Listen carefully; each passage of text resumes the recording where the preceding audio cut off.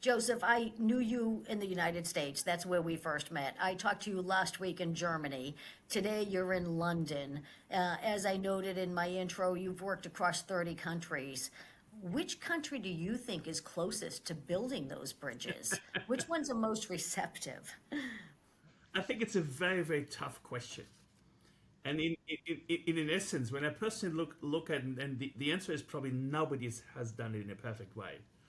And I think when you look at those hundred or so levers, it has a couple of different components.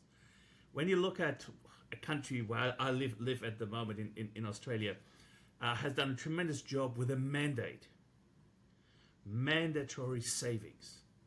And in very simple terms, when you look at the population, that is, I don't know exactly what the best U.S. state is, but probably somewhere, not to be harsh to Florida, but to a size of Florida, where about 25 million people have been able in a comparatively short period of time over the last 30 odd years, accumulating $3 trillion in assets. When you look at certain countries, for example, I've worked for the government in Hong Kong, where they've really been able to condense and bring all the administration into a shared administration or shared services organization. This really dramatically is going to drive down cost.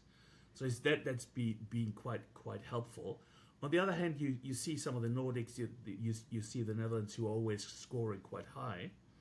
They're from a cultural perspective, by nature, very much have far more a cohesive social culture.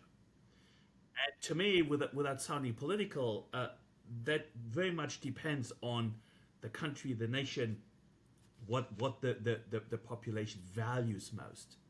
So I don't think that anybody has it really perfectly right, because ultimately we talk about human behavior. And that human behavior is overlaid by political context that has evolved over centuries.